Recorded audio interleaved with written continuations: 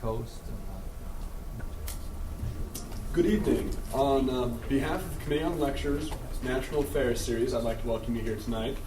Our topic is going to be food safety and biosecurity issues. Are we doing enough? And I'd like to let you know about upcoming events the Committee on Lectures is having. We have What Women Really Want with Kellyanne Elizabeth Conway next Monday at 8 p.m. And on Valentine's Day, we have Voices from Iraq with Kathy Kelly, and that is at 8 o'clock in the Sunroom next Tuesday. And tonight, I'd like to turn over our panel discussion to Dr. Forrest Nutter. Thank you.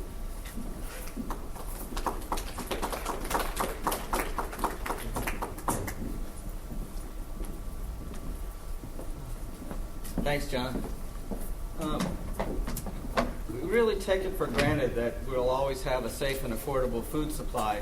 And so tonight we're going to address some issues regarding the risk of someone or some group deliberately introducing harmful products into our food supply. There are really three main phases where this can be done, and we have two experts to address two of those. And I have quite a large project looking at the first, which is the risk of plant pathogens or plant pathogens that might affect our trade into crops while they're growing. This really is a serious risk in that we really can't observe and protect our large land acreages that we have. You can imagine millions of acres of soybeans and corn in Iowa. And how do you just keep that under surveillance and protect it from somebody introducing something that isn't wanted? I think one of the best examples for this is that we were, for a number of years, anticipating the introduction of soybean rust into the United States. And although that did happen last year in the southern states, it still has not been a problem in Iowa. This will cause, soybean rust is a fungus. It can cause direct yield losses, but really it would do more harm economically in terms of affecting our trade. We would not be able maybe to sell or transport that grain across both state lines or overseas if we had soybean rust here, because other countries have phytosanitary restrictions that would negate or inhibit the sale and export of that grain into other countries that have these phytosanitary restrictions. Doing some work on modeling. I'm an epidemiologist. I study plant disease epidemics. And looking at soybean rust as an example, in 2004, before soybean rust was introduced into the southern states, it still, as I said, isn't in Iowa, I went through the weather data and looked at, if soybean rust was going to be deliberately introduced into Iowa in the summer of 2004, when would be the best time? Well, early in the season would be best to allow time for it to develop, reproduce, and spread, and then actually be detected. But in terms of weather events, you can't just throw spores on a plant and hope that infection occurs. Certain conditions have to be present. With many fungi, there's a certain number of hours where the leaves have to be wet under a particular temperature. And we know a little bit about soybean rust. Looking at the weather data, soybean rust would need, if it was introduced, 12 or more hours of leaf wetness at a temperature in the low 70s would be optimum. So we can go on the internet easily and look at weather maps and see, where are these conditions occurring right now? Well, when we did this, we looked at what date would be the earliest that this could be done in Iowa in 2004. Well, it just happened to be July 4th, when there's nobody looking at fields. Everybody's out watching fireworks. There's no police, no firemen. And it would have been possible for someone to just drive across Iowa on I-80 and stop at every 50 miles or so at an exit and just spray some plants and then keep on going. So it could have caused a great economic havoc to Iowa and to Iowa's economy. There are other crops that are equally at risk. Another example that's often used is another fungus called carnal bunt in wheat. And this really causes essentially no yield loss, but there are just almost every country won't accept wheat where carnal bunt is found, if that grain was produced in an area where it was found. So this has been a big problem in a small area of Texas and Arizona. Large areas have been quarantined, and a lot of money spent to try to clean up these small outbreaks. Now, those are small outbreaks in states that produce some wheat, but there's a huge threat to the economy of a state like Kansas, that produces a great amount or a large proportion of our nation's winter wheat, and that wheat is a lot of it is sold overseas. And so just the mere presence of this organism, not causing any yield loss, would greatly affect markets. And since the whole Kansas economy is based on wheat, you can imagine what that might do. Similar to what happened with the auto industry in Michigan in the 70s when there was a gas crisis. Nobody was buying cars. The state of Michigan depends on people buying cars, and their economy really suffered for a number of years. Okay, agricultural production systems are likely targets of bioterrorism events because there are a number of strategic and tactical advantages to doing this. Okay, the three areas then, crops could have something introduced while they're growing, and that's an area that I deal with, and I'd be happy to talk more about this tonight, answer any questions that you might have. The other two experts are going to take from the point of where the crop is produced, and it has to be transported. Dr. Charles Herberg will talk about those aspects. What are the biosecurity weak points where that might be a threat in terms of our continuing to produce a safe and affordable food supply, okay, during transportation of the product. When the product gets to where it's supposed to go in terms of processing, we have another expert, Dr. James Dixon, who will address those issues of points of that are biosecurity risks during processing.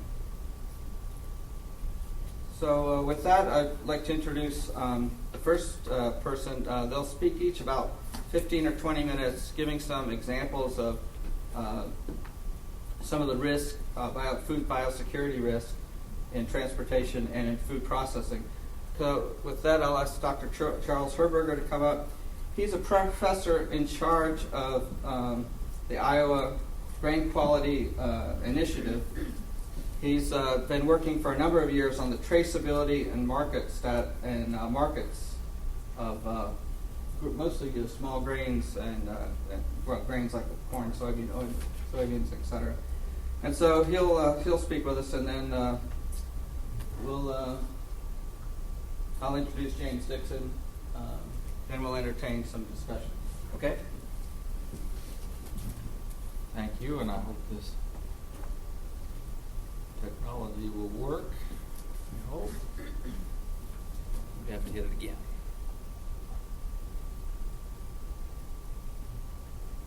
I hope that I don't have to reboot this thing.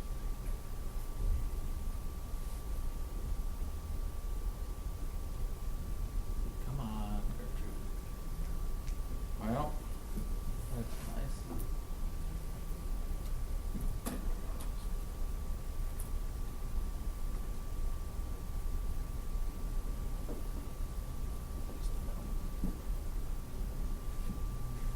Might help if I did that.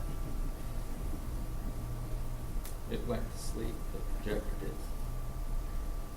You're welcome to move in closer if any of you want to do so. Eventually I'll get this to where I can see where you and I both see the same thing.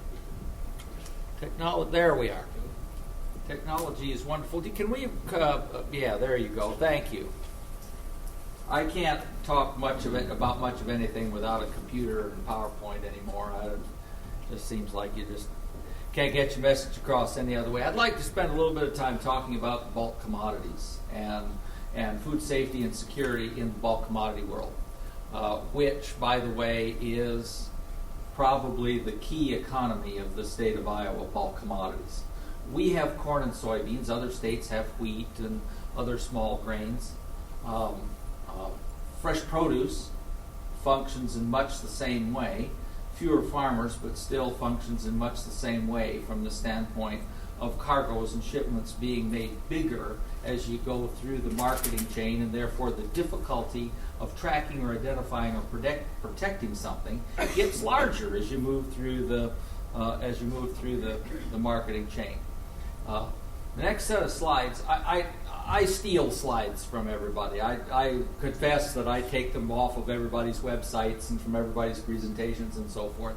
The next block of slides here were very recently released as FDA's Food and Drugs tutorial on food safety and food security or food defense. And I thought the slides made a very good distinction between problems that have been around in the food supply for a long, long time, but now as a result of the concerns over terrorism and other things, can be more effectively solved. And that's the food safety issues, which at least FDA categorizes as something that happens all the time in real life and they're unintentional, such as, how many read about the aflatoxin outbreak in southeast Iowa? That's a poisonous residue of a fungus that grows in certain conditions. Well, nobody put that there. It grew. It was a naturally occurring event. And here are some of the traditional food safety issues. Salmonella, listeria, other bacterial problems, chemical issues, mercury in fish and other things, trash, garbage, other substances in food products. All of these are what you would call the traditional food safety issues. And honestly, they're very real, and people have experienced problems because of all of these. More recently, we've come to talk about what at least FDA refers to as the food defense issues, which are intentionally put there, not there all the time, but maybe at some unknown time, and probably not a predictable time, and are plausible, but you don't know what the real risk is. And those are the issues that the food security right now is wanting to address, these types of issues. However, in the process, a tremendous opportunity has arisen to address the other food safety issues which behave and need to be tracked in the same way, and therefore we can really get quite a bit more advantage to our food supply out of the problem. If you ask me, I'm not sure that the risk of somebody going to a grain elevator and putting something in corn is all that great, and not nearly as great as the aflatoxin problem in southeast Iowa and in Missouri, where y'all know that the dogs died. The Diamond Mills pet food recall, and there's been it's over 100 now that have been poisoned by the aflatoxin. And then impressed, in bulk grains particularly, impressed on this whole deal are some other things that our trading partners, at least, consider important, but are not technically in the food safety or the food security as I just defined it category. However, the top one is a food security issue by the definition that many of our trading partners have. And I've heard this several times. If the U.S. is going to make all its grain into motor fuel to run Tahoes and Yukons and all that other stuff, then is the world food supply eventually going to be less stable? See, we're one of the most stable suppliers of food in the world. We're not the only one. We're surely one of the most stable ones. And this concern is being raised. And that kind of gets mixed up with the security issues, as does concerns over authenticity, which can't be necessarily measured, but have an economic value. People pay more for organic. People pay more for kosher. People pay more on a basis of social values, the fair trade coffee and that sort of thing. So those are all issues that get mixed up into what started out as an anti-terrorist concern. Bulk grains have this bad habit of being big. Lots of them. This is the production estimates for the United States of just corn and soybeans. Those numbers look small. It's only 11.5. That's billion bushels. Billion with a B. 1 billion bushels will fill a train of railroad cars, like go by out here on the track, will fill a train of railroad cars from San Francisco to New York without break. That's one.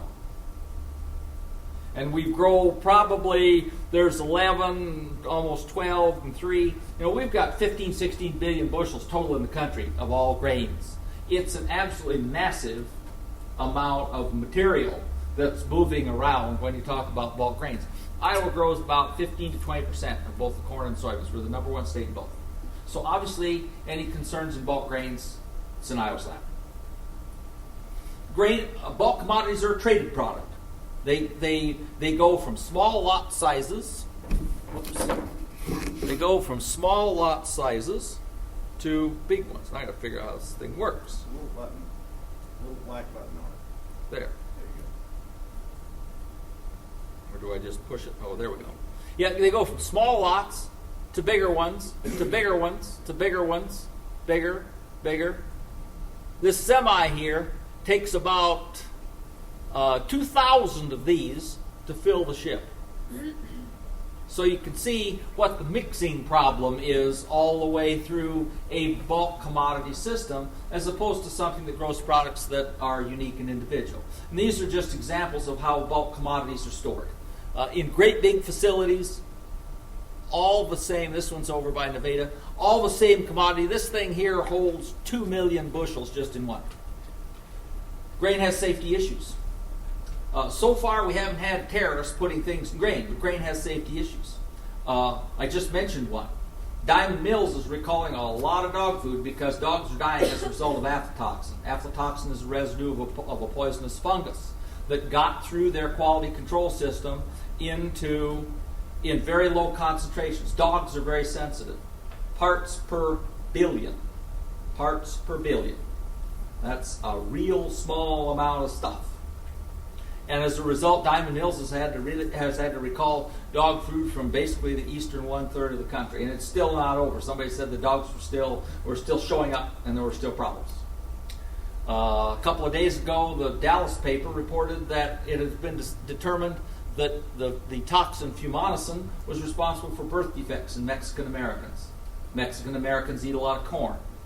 Fumonisn is a toxin that's produced under certain circumstances in corn, and particularly under certain growing conditions. And apparently, it has showing up with a problem, particularly in the people that eat a lot of corn-based products. How many? Oh, I shouldn't punch this button more than once because it takes a while for this slide to show up. I'm not sure why why I have a ghost on the screen here, but I do. Anyone heard of Starlink? Anyone familiar with that Starlink issue? Starlink was not approved genetic modification that showed up in grain products. It was not supposed to be in food products, but it was. Somebody found it in some taco shells.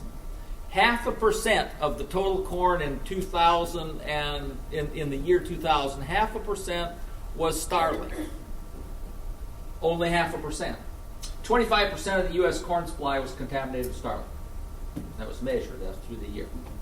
Food safety problems, whether they be terrorist or natural. Food safety problems are nasty in bulk materials because they tend to spread out and expand without lot identity. FDA has gotten into the ball game, however, and as of not too long ago, the tracking of grain is going to be required through the system. These rules will be in effect starting in June, where the United States food supply is supposed to be fully traceable, where a supplier will know where everything came from and where everything went to. If you believe that's going to happen in bulk grains, come on now. If you believe that that's going to really happen, where we know where every load of corn goes to every processor. Remember how many was it? A billion? Did somebody say a billion? This is going to be a real challenge. It's going to be a matter of odds. And this concept of traceability, which has a lot of traction worldwide for a number of reasons, this concept of traceability is going to be the line of defense. It won't be perfect, but that will be our line of defense. Technology will help. Anyone know what an RFID tag is? It's a chip that emits a signal when exposed to certain frequencies, microwave frequency in that case. It emits the signal that it's programmed to emit. Walmart is requiring radio RFID tags on all items going into its stores. Albertsons supermarket is requiring it on all items going into its stores for traceability reasons. To basically to be able to backtrack if there is a recall problem. Well, companies that sell stuff like to make fancy slides, and this picture here says we got this happy farmer over here, and for sure the final food in the box, we can track this all the way back through the system to the guy on the tractor. Well, if I had a couple beers, I probably wouldn't be too clean what I'd have to say, but it's a joke to think that is happening now. It's a matter of trying to isolate the odds of how many possible farmers could have done it. It is absolutely impossible to do that on a bulk basis. Europe's way ahead of us. It's a bad slide. I stole it off of the European Union's website, but it's not all that great a slide. It's a map of a traceability system for raw fish. The European Union is way ahead of us in terms of thinking about whether this is important to track products through the system for security and safety reasons both. The European Union is also ahead of us in developing marketing standards and so forth. GS1 is basically a computer language protocol for exchanging data on food products. I hope the United States will see fit to simply participate in this, although our current administration has not had a very good track record on international connectivity issues, but we shall see. How many of you are familiar with ISO? Heard of ISO 9000 or something like it?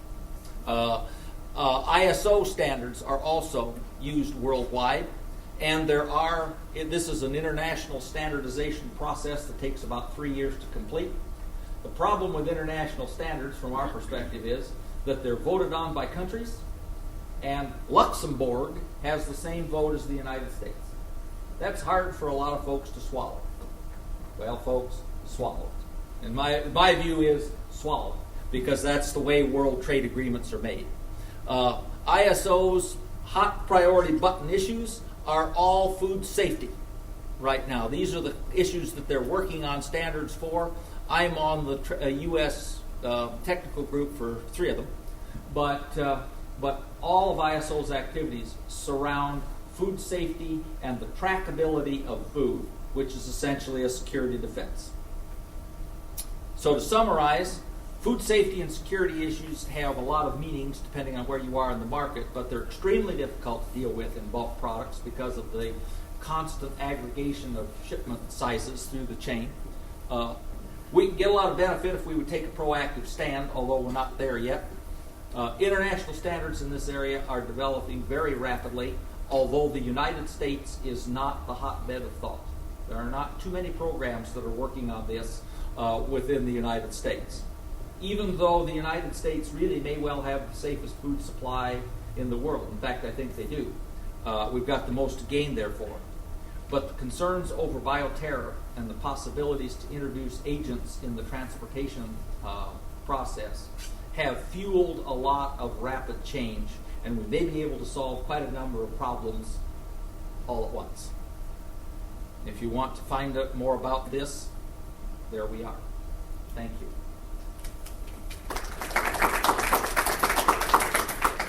Want me to put? I'll put Jim's up while you introduce it.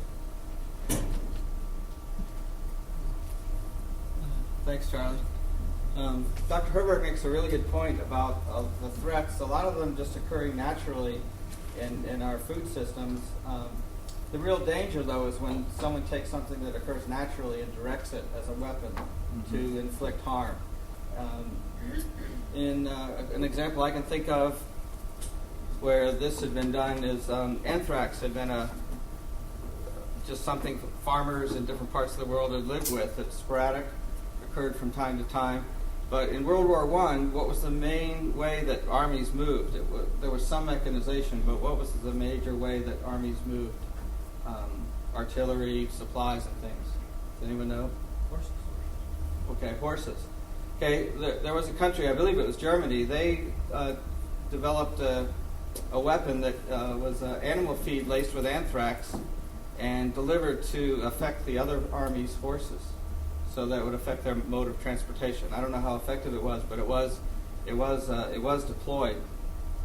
So that's just one example of taking something that's natural and using it in a directed way to attack another country. So our next speaker is Dr. James Dixon. Jim is a food microbiologist, professor at Iowa State University. He was the interim director of the Institute for Food Safety and Biosecurity. He's a professor in charge right now of a food safety consortium. And with that, I'll introduce Dr. James Dixon. Thank you, Forrest. I'm going to take this in a little different direction about food safety and biosecurity. We're going to talk a little bit about where we are today with things and where we might be in the future. The real question that I kept coming back to in preparing this presentation is the question, are we doing enough? And that's definitely a case of how do you look at things? Are we doing enough? It'd be easy to stand here and say, oh yeah, we're doing plenty. It would be equally easy to argue the other side and say, oh gosh, we're in no way, shape, or form prepared for what could come. So it really is the old question of, is the glass half empty or half full? Okay, one of the things I wanted to point out here, and not to put up a lot of statistics or anything, but in 1999, the Centers for Disease Control and Prevention in Atlanta did a study that estimated the burden of foodborne illness in the United States. Okay? And their estimate said there were 76 million illnesses. That's about 1 in 4 Americans at the time of the study. Roughly 325,000 people went to the hospital, and approximately 5,000 people died every year. Now, this was really kind of a groundbreaking study, and a lot of you have probably seen those numbers quoted in the newspaper, and even 6-7 years later, they're still quoted. The folks that did that study would be the first to admit these numbers are wrong. Okay? They're just wrong. But it was the best estimate they could come up with in 1999. Because if you don't describe a problem, if you don't know where you're starting from, how do you know if you made any progress? And that was kind of the thought behind this. They promised to come out with a new revised version of this paper, of this same study, and they claim it will be out in spring of 2006. We'll see if they meet that deadline or not. But as a result of this study, what the United States did was establish some sentinel centers, some monitoring stations, if you will, for foodborne illness. There are 10 of them in the United States right now, with ongoing active surveillance of foodborne illness. And so as a result, even though the folks that did the study originally said these are our best guesses, today we've got a much clearer picture of where we are with things, and it's kind of surprising. Along the way, the World Health Organization estimated that 30% of the developed world suffers from foodborne disease every year. Roughly 1 in every 3rd human being in the developed world suffers from foodborne disease. They characterized it as a widespread and growing public health problem. This is what naturally occurs. This isn't terrorist activity. This is what's naturally out there. And they characterized it again as a growing public health problem. Part of the reason it's growing, kind of what Dr. Herbert just talked about. We ship food all over the world. What used to be a problem locally is now a global problem. If you do something wrong in the United States or in Canada or in Japan, pretty soon it's everybody's problem because you've exported it around the world. Now, I mentioned progress. We have made significant progress, actually, in foodborne illnesses. Since we began these monitoring programs, these sentinel sites that we've been monitoring, major foodborne diseases have come down. Salmonella is down 8%. They used to give figures that salmonella was down 40%. It really is down about 8%, mostly because our original baseline has changed. Our original estimate of where we started from is more precise. We had fewer salmonella cases than we thought we had. Over the last roughly 8 years, it's down 8%. Campylobacter, anybody ever heard of Campylobacter? You guys don't count. Campylobacter does not make the headlines. People don't talk about Campylobacter. Campylobacter is the leading cause of bacterial diarrhea in the world. And number 2 is not even close. Okay? Campylobacter illnesses, human illnesses, these are not product samples. These are human illnesses, are down roughly 1/3. E. coli 0157H7, which was characterized by our neighbors to the north as the hamburger disease, the E. coli that puts people in the hospital and makes them very, very ill, down 42%. And not only is it down 42%, in 2004, we officially met our target for the Healthy People 2010 goal. So we accomplished that goal actually 6 years ahead of the projected goal of meeting it by 2010. Campylobacter actually is really close. Campylobacter, some people would argue that we have actually met the Healthy People 2010 goal simply because we are so close to it right now. Within statistical error, we probably have met the goal. Okay, that's kind of where we are. So how have we done this? Last 10, 15 years, there's been a huge focus on products of animal origins, meat and poultry products, hamburgers, for example. That's because we had some very high-profile disease outbreaks with animal products. There's been a lot of focus on animal products. We've changed the regulations. The Pathogen Reduction HACCP rule is a federal law that came into effect in 1997. We changed the laws. We told the industry, you're going to do things differently. The federal laws that govern the way we produce food in the United States changed. We've implemented a bunch of new technology. The new technology really has followed the rule. The rule has performance standards. Meat and poultry processors are required to meet performance standards for certain foodborne microorganisms. They develop new technology to do that. A financial commitment by the industry to do it. None of this comes cheap. And who pays for it, by the way? Good test question. Who pays for that new technology? Who made that financial commitment? You and me, because it gets passed on to the consumers. So we can say that the companies spent a lot of money, but ultimately it's every one of us that spent that money because the costs of implementing new technology ultimately get passed on to consumers. Was it worth it? Well, sure. In particular, the federal agency that regulates meat and poultry products, the Food Safety and Inspection Service, has seen substantial reductions in the incidence of foodborne pathogens. And by substantial, we're not quibbling over statistical probabilities here. These are real reductions that they see every day when they sample products, both in the retail stores and in the processing facilities. So we've done some good things. Now, here's the challenge. We are seeing an increasing number of outbreaks associated with fresh produce. And there are a number of things that contribute to this. First off, people are trying to eat more fresh fruits and vegetables, more fresh produce. Also, it's a lot more challenging than meat and poultry products because there is no terminal process. Anybody cook your lettuce before you eat it? I don't. There's no terminal cooking process. At least with a meat or a poultry product, when it comes to you, chances are you're going to cook it or heat it before you consume it. Fresh produce, if it gets onto fresh produce, folks, it's there. We had an outbreak of E. coli 0157H7 in Minnesota, actually in the Minneapolis Twin Cities area, back in October, traced directly to lettuce. Okay. Why? Nobody cooks their lettuce. They're also, because it is a fresh product, technology doesn't help us a whole lot. There are fewer technological interventions that can be employed. Because if you do things to lettuce, it wilts. People don't buy wilted lettuce. It might be safer, but people don't buy it. Okay, so we've got some challenges here. What about food biosecurity? This is great. I love it when I give these talks, and CNN is kind enough to provide a slide for me off today's news. Anybody hear about this? Yeah.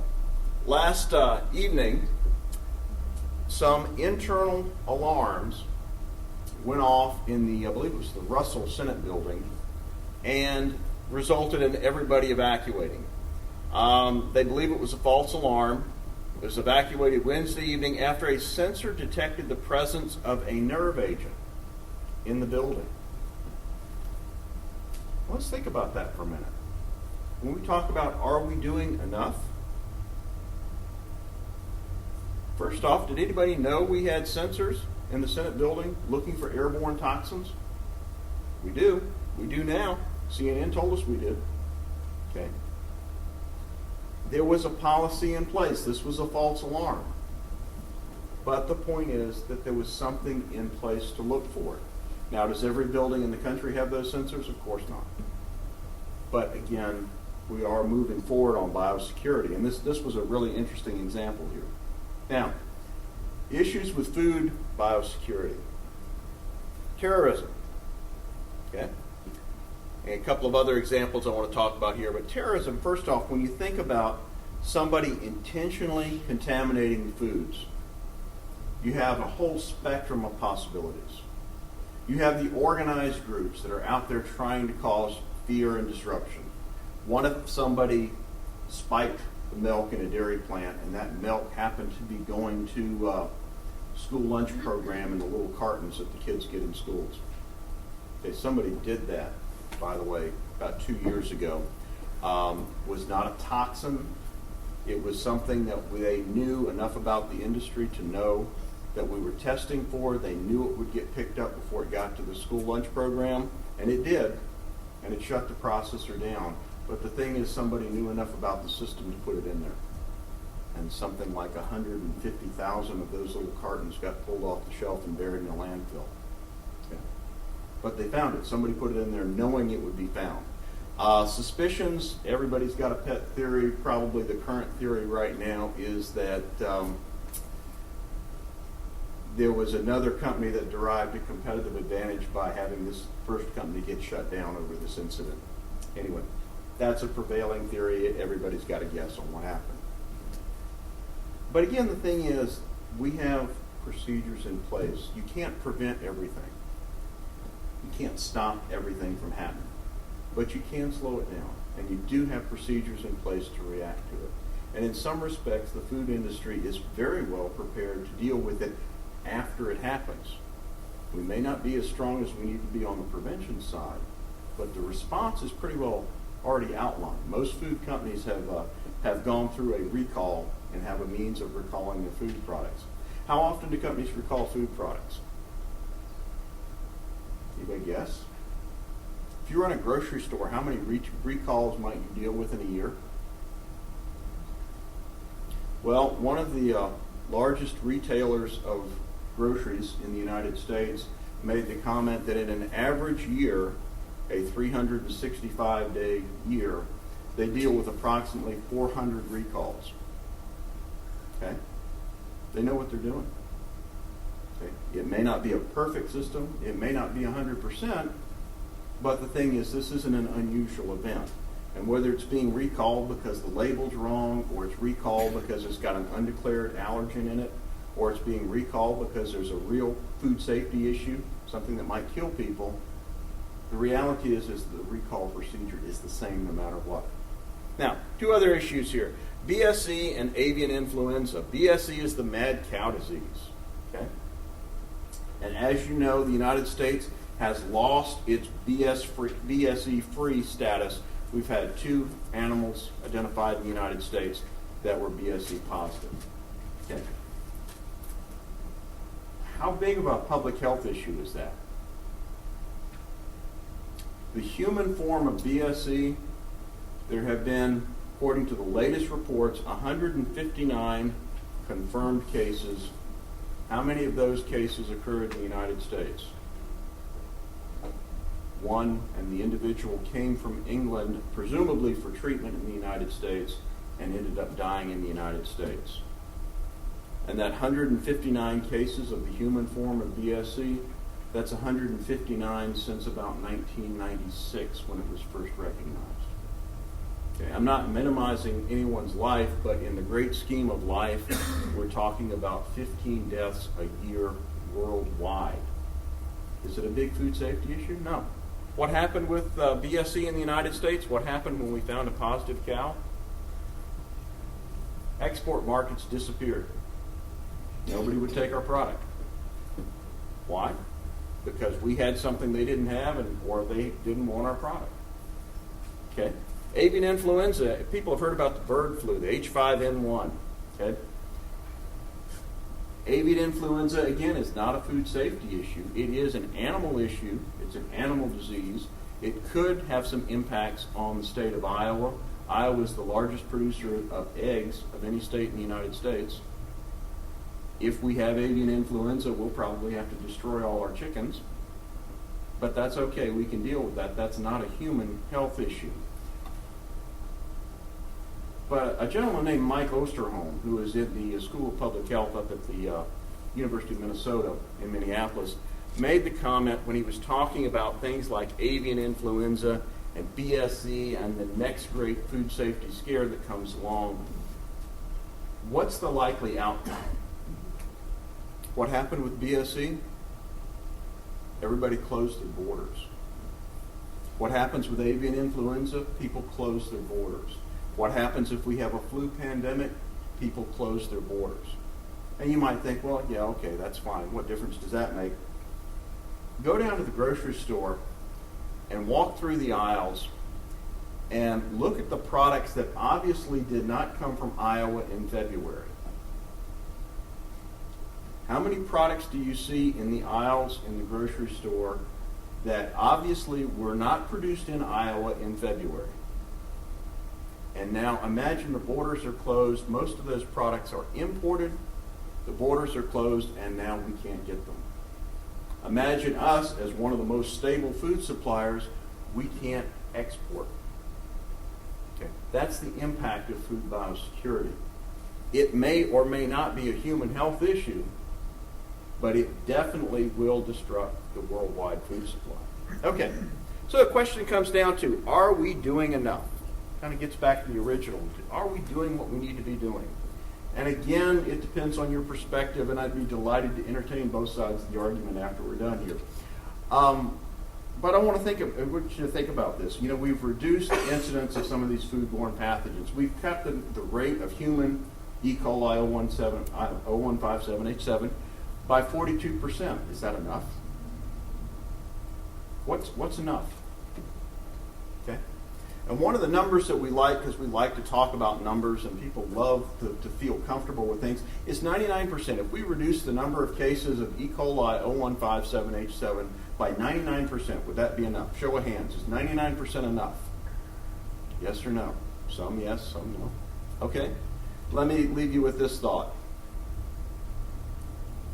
Would you let your children play soccer on a field that was 99% clear of landmines?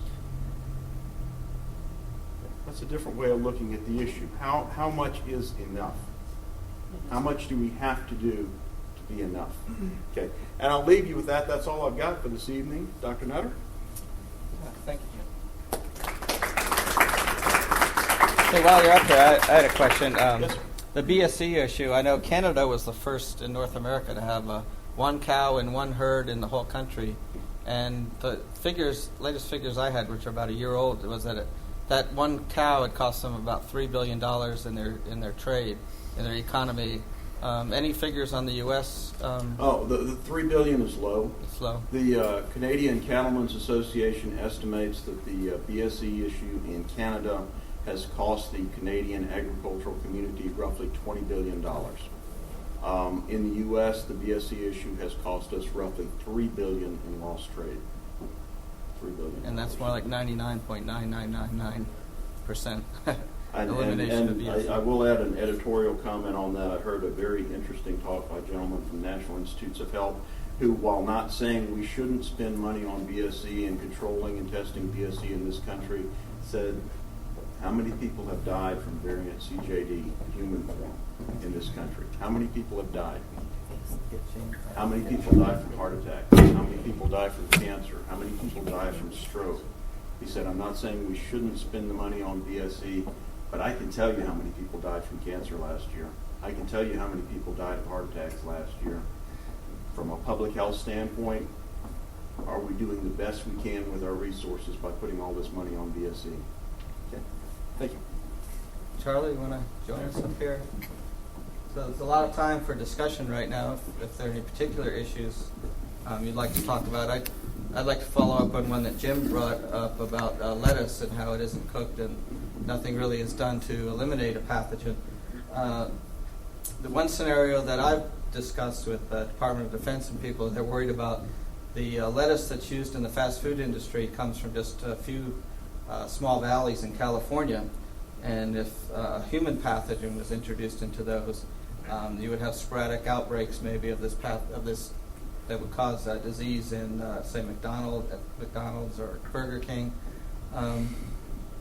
Maybe some discussion now. What would be the implications of this sort of a scenario? How would that affect the U.S. and as well? Of course, it make individuals sick, but what do you think it would do to our economy? It would go beyond the effects of just affecting McDonald's. Certainly, you have a big news story that people got sick from eating at McDonald's, which people say they do anyway. People would stop going to McDonald's. Fast food industry, a lot of our tax money comes from fast food industry. People just don't eat at home very much anymore. So I think it would have a great economic implications in our state revenues as well. So let's pick it up. Anyone wants to make a comment or question? Actually, I have a question. Is there any concern at all about the security issue involved with coming up with ways to prevent terrorism, giving people ideas for what they can do to hurt us, especially when pointing out where our system is weak and why and how it needs to be improved? Do you want to address that? Do you want to take that one, Charlie? Do you want me to? Well, you're right. I suspect that when great minds get together and dream up possibilities, they probably offer ideas that might not have been had before. On the other hand, I don't think that's an excuse to overlook possibilities and ignore them just because we're concerned that we will make this a self-fulfilling prophecy.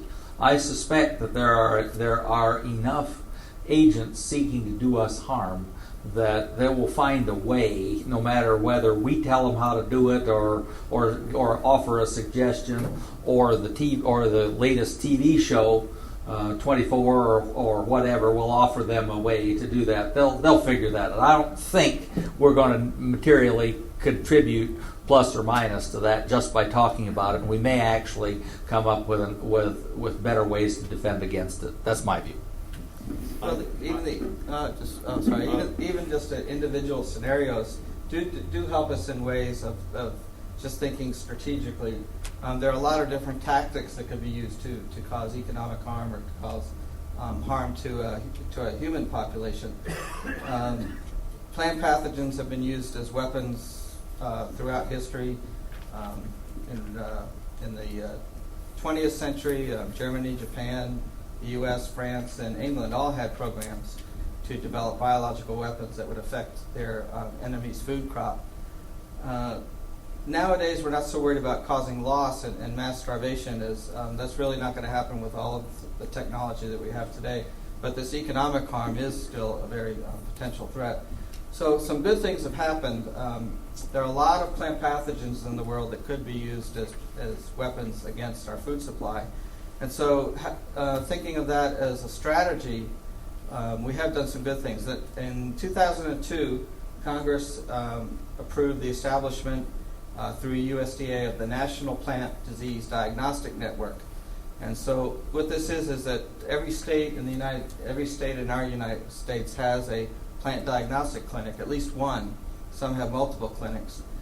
Before 2002, believe it or not, if something came into a clinic at the University of Illinois, we wouldn't know about it. At Iowa, Nebraska wouldn't know about it. Nobody. It would take a while. We just didn't have the communication or infrastructure to share information. Now, with the National Plant Disease Diagnostic Network, the NPDN, all of our clinics are connected by a website. Anything that comes into a clinic and is diagnosed and verified, a warning is quickly put out, and so this has helped facilitate early detection as well as communication to try to so that we can be prepared in advance. If we know something's here, We really, if we don't know something's here, we really can't do anything about it.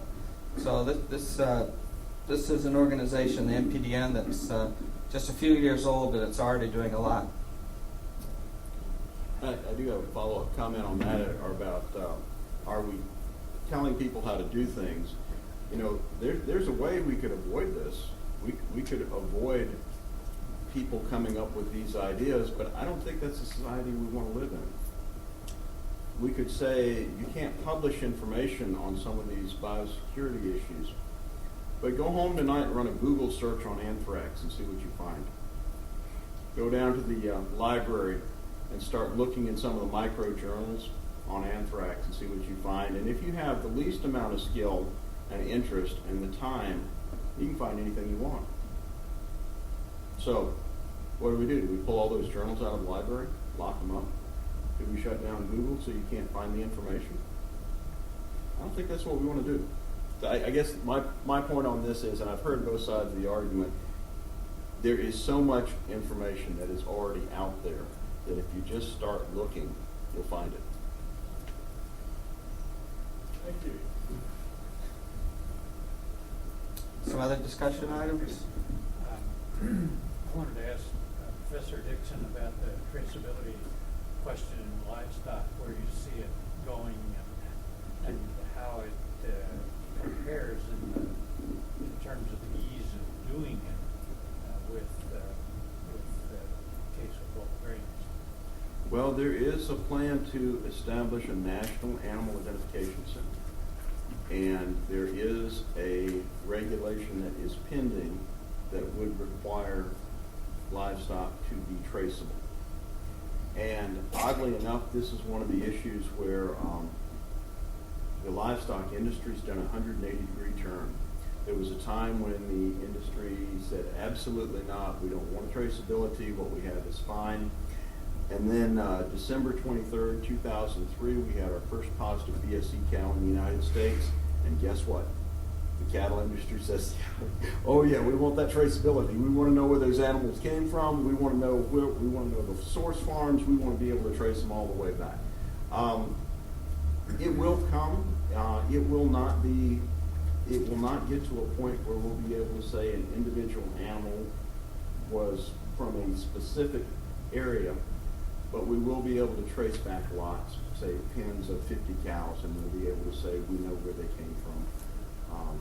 Part of its expectations.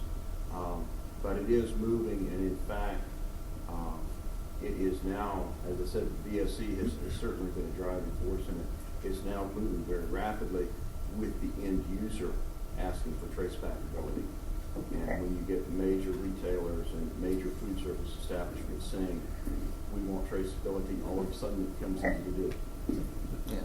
You want to follow up? Yeah, and add something to that. The rest of the world is a bit ahead of us in that regard. I'm thinking of New Zealand, Botswana, Brazil. A number of those countries have already instituted animal traceability, and in fact have done a reasonably decent job of tracking after slaughter for cuts of meat that basically can be identified with an individual animal. The problem comes in the variety meats, hamburgers, processed meats, and so forth, where essentially contrary to bulk grains, where you make shipments bigger and bigger, this way we're disaggregating the animal. And so that the problem is in the processed meats more than it is in the individual cuts. At least that's what the folks from New Zealand and Australia say. Just one little follow-up is the traceability is important in terms of maintaining our confidence in a safe food supply. If there is some sort of outbreak and we can say we've traced it back to this animal herd, this farm, this grain bin, or whatever, and that everything else checks out being okay, that would have minimized the impact of some adverse outbreak. Going back to this lettuce thing with McDonald's, being able to say or being able to trace that lettuce back to a particular farm or group of farms, and then being able to say these are quarantined, they're not entering our food supply, the rest of the lettuce production is fine, would help minimize impact. McDonald's claims that they're very close to that right now. So anything else? Back here somewhere? No?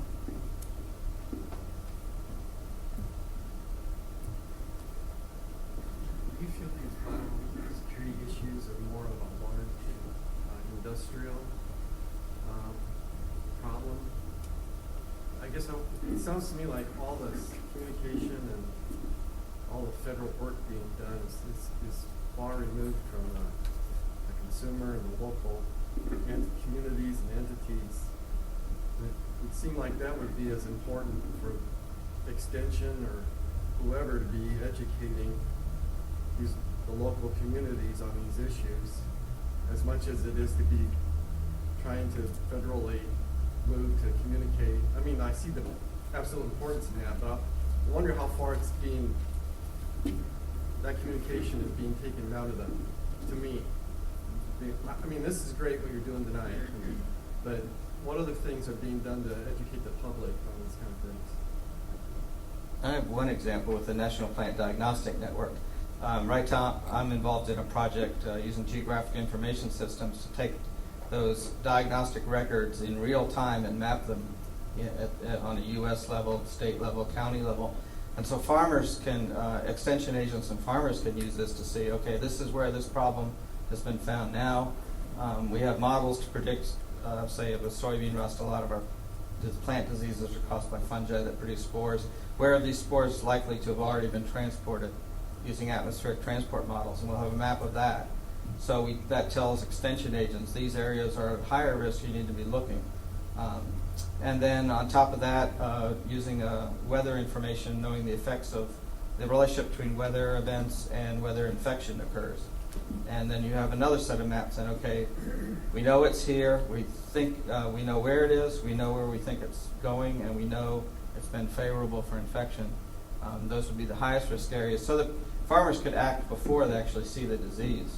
And with a fast, with an organism like soybean rust, which can double every 2 days under a favorable environment, that means if you have 1% of the leaf area disease today, 2 days later it's 2%, 2 days later it's 4%. It quickly gets out of hand. So that's it. This is the NPDN does get down to the farmer grower level. So that's one example. I think part of the answer to your question too is the relatively small proportion of food that's consumed, even in an agricultural area, is actually has a short marketing chain between the farmer and the consumer. Most all foods go through a relatively large and long marketing chain, and the raw product, corn and soybeans, may in some way go halfway across the country and then north and then south and then back in a food product. And at that point, the original producer is not so much involved in the marketing chain as if we had shorter ones, and one could conceive of some of these food safety issues arguing for some shorter marketing chains, and indeed that may happen as pressures for tracking and documentation increase. We can only hope so.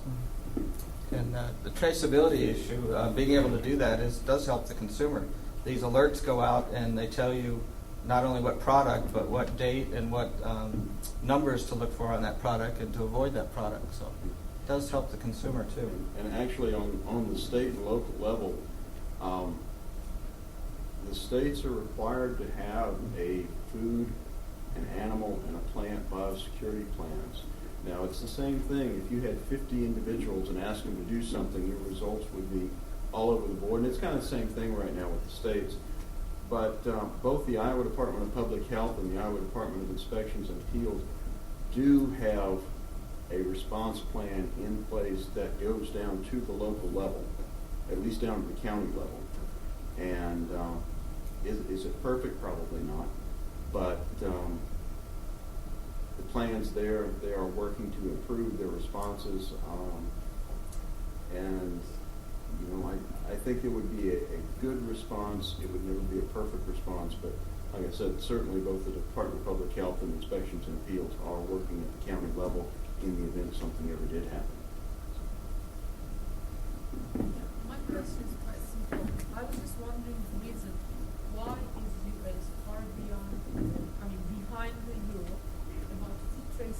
because as far as all we know that the U.S. like to lead in many things, which is going to bring a very important, or which carries very important future aspect. So, I mean, I can give an example. I'm from Turkey, and my sister works in the company. They produce olive oils and raisin. So they have the BRC certificate. BRC, and, yeah. Yeah, Mhm. they export their products all over the world. Japan, all European countries, British, and Brits, and many others. But they cannot export to U.S. because they cannot comply certain ingredients or something was not complying with U.S. standards. But when it comes to food safety and terrorism, it's really, for the U.S., it's a very great risk and threat. So I still don't understand why would U.S. stay late to get certain steps or require steps to at least be in the same level with Europe or traceability and food safety issues. What is the reason? I'm just really curious about that. Anyone want to take a whack at it? I'll give my answer in a moment, but well, all right, I'll take a shot at that. I think the United States believes, particularly in the area of food and agriculture, that it is unquestionably the best, and therefore, and that our food supply is unquestionably the safest in the world. Therefore, there's no need. Why do I think about this? Because we believe that ours is the best. And so why do you think it's the best? Well, because it's good. Why is it good? Because it's the best. I think that is the general logic that has prevailed, and therefore we haven't really felt like we had the need to institute a number of these things because we had the problem under control just in the normal course of business. I think as time goes on, we'll find that we don't, and that particularly in doing business, we won't. But I believe at this point, we're still, at least partially, in the mentality that we've got the problem under control, so why should we listen to anybody else that wants to make more work out of something that we don't have? Yeah, it goes along with the first sentence I said, where I think we take for granted a safe and affordable food supply. Don't even think about it. And part of it's the scale of U.S. agriculture. The dispute we're in right now with Japan over the safety of our cattle versus their cattle. The U.S. slaughters approximately 35 million cattle a year. We slaughter close to 11 billion chickens a year.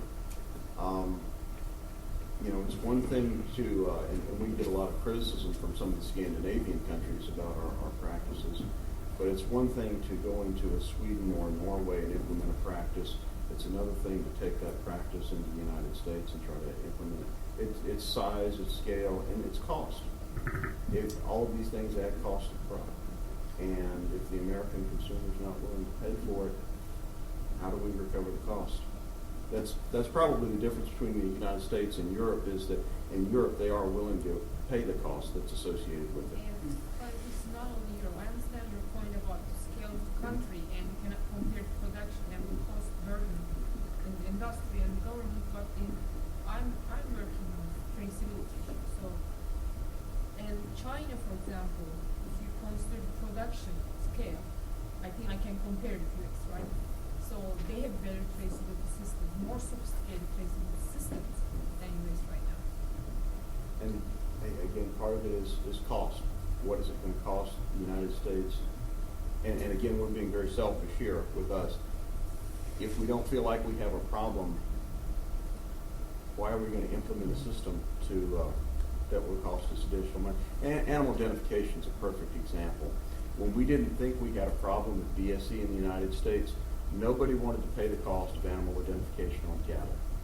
Now that there's an issue with BSE in the United States, everybody says, oh, sure, we'll pay it. So it's a matter of perceiving the problem and being willing to pay the cost that's associated with it.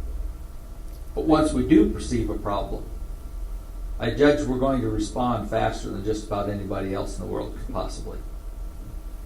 I think one other thing, too, in the U.S. is that free market and competition, there's a lot of self-governing of industry to produce the best product.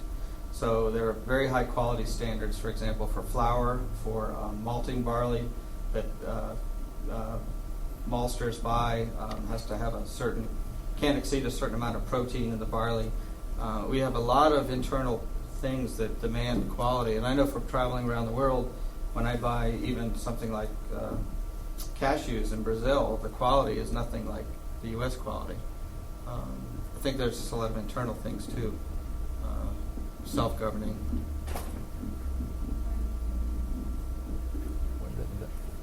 You have a comment? Oh, just, I was wondering that you were talking about the quality of the products and the food quality in the U.S., but I was in the conference in Des Moines and they were talking about the new epidemic, which is called obesity. Obesity. In the United States. I call that foodborne disease. So, I mean, how could you call your industry food quality is really high, and your main problem right now is overweight people in your country? I think there must be something wrong with the food, how do you perceive the food? Because certainly this is the outcome, which is not really good. Hopefully the cost of the healthcare system will regulate that on its own.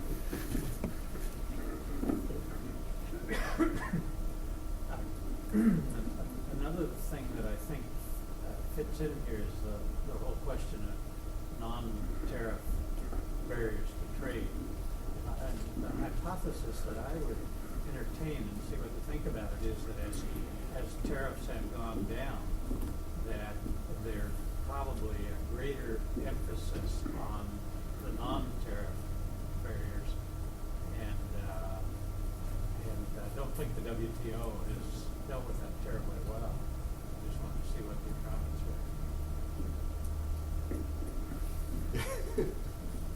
were. I would speculate that you're right, that there is a growing interest in the non-tariff trade barriers, whether those are under the sanitary and phytosanitary standards or the United States, we give a list of items that they feel are being unfairly kept out of markets, and some of our trading partners would list a set of products that they feel are being unfairly kept out of the United States. There's probably a lot of that that goes on. That's my own personal opinion. Globalization sometimes cuts with a sharp knife, and so I know that there are areas that countries want to preserve certain markets or activities or whatever, for whatever reason, employment, uniqueness, that sort of thing. And so sometimes the barriers that are set up don't always make sense.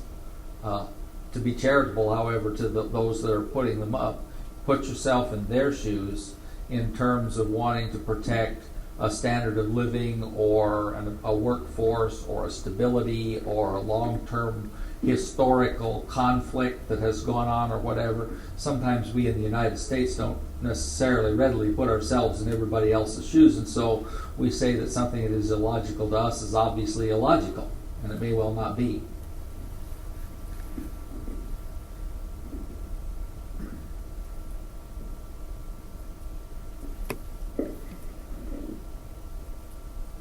Any others?